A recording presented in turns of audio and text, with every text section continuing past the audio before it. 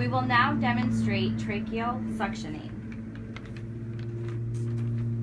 Verify the practitioner's order. Gather necessary equipment.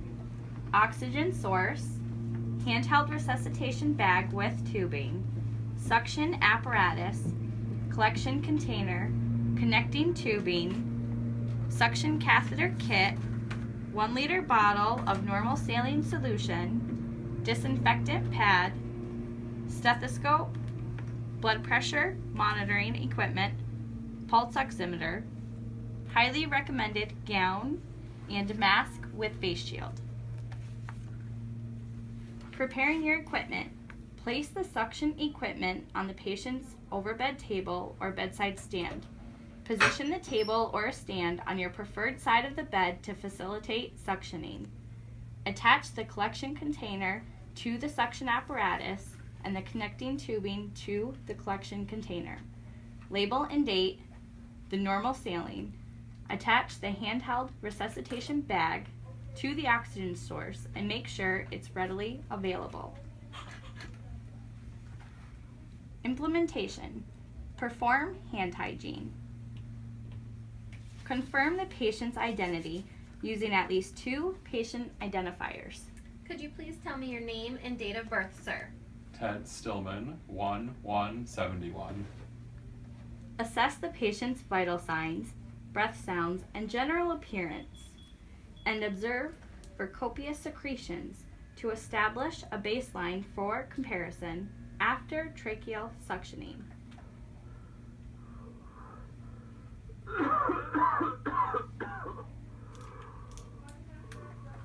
Attach the patient to the pulse oximeter to assess oxygen saturation before and after the procedure. Evaluate the patient's ability to cough and deep breathe to help move secretions up the tracheal bronchial tree. Ted, could you cough and deep breathe for me?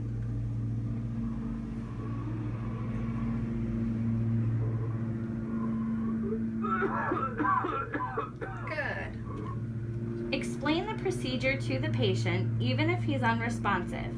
Tell him that suctioning usually causes transient coughing or gagging, but that the coughing helps to remove secretions. Continue to reassure the patient throughout the procedure to minimize anxiety, promote relaxation, and decrease oxygen demand. Put on a mask with face shield and other personal protective equipment as appropriate.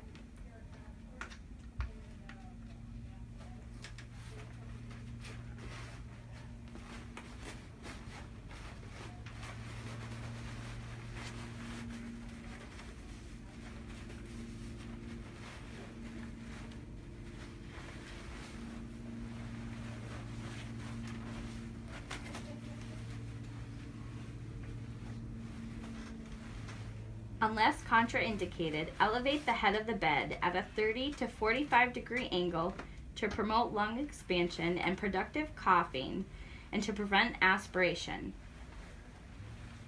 Remove the top from the bottle of normal saline solution. Using strict sterile technique, open the suction catheter kit and put on the gloves.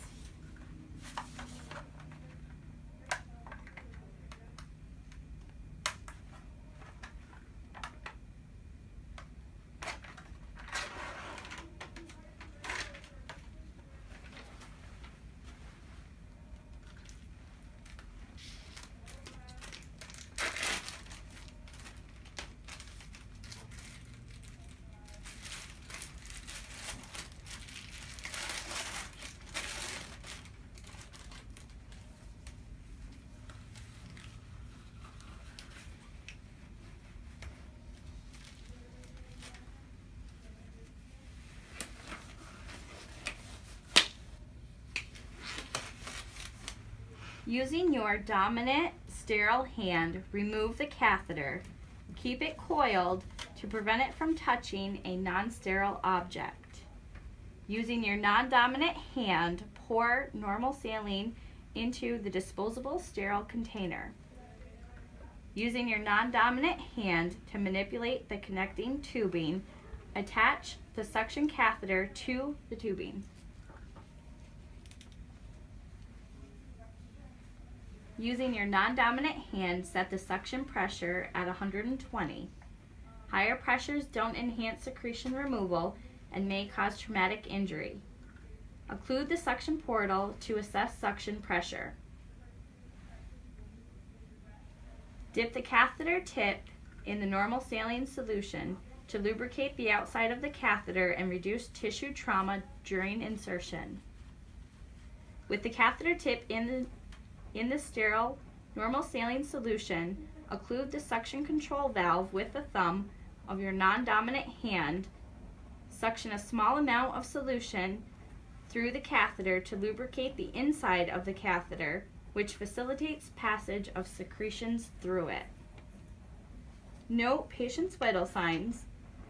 Continue with procedure if vital signs are stable with an SpO2 of 95 or greater. Using your non-dominant hand, disconnect the patient from the oxygen source. Using your dominant hand, advance the suction catheter gently to the pre-measured distance needed for insertion, generally the length of the tracheostomy tube, without applying suction. Measuring the depth ensures that the suction catheter doesn't extend beyond the end of the tracheostomy. After inserting the suction catheter, apply suction intermittently by removing and replacing the thumb of your non-dominant hand over the suction control valve. Simultaneously use your dominant hand to withdraw the catheter as you roll it between your thumb and forefinger. This rotating motion prevents the catheter from pulling tissue into the tube as it exits, avoiding tissue trauma. Using your non-dominant hand to stabilize the tip of the tracheostomy tube as you withdraw the catheter to prevent mucous membrane irritation or accidental extubation. The suctioning event should take no longer than 15 seconds. Resume oxygen delivery by reconnecting the source of oxygen. Observe the patient and allow him to rest for a few minutes before the next tracheal suctioning. The timing of each suctioning and the length of each rest period depend on the patient's tolerance of the procedure and the absence of complications. Encourage the patient to cough in between suctioning attempts to enhance secretion removal. Patient's vital signs should return to pre-procedure levels. Clear the connecting tubing by aspirating the remaining normal saline. Remove your gloves and other personal protective equipment and discard used supplies in the appropriate receptacles. Replace supplies as needed.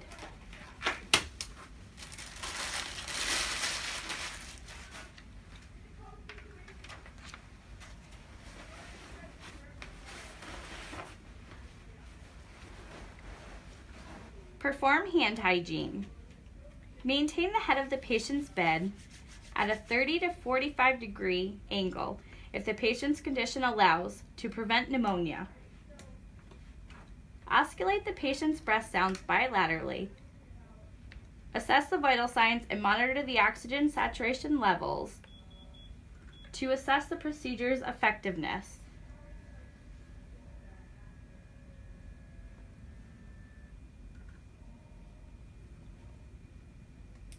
Perform hand hygiene. Clean and disinfect your stethoscope using a disinfectant pad.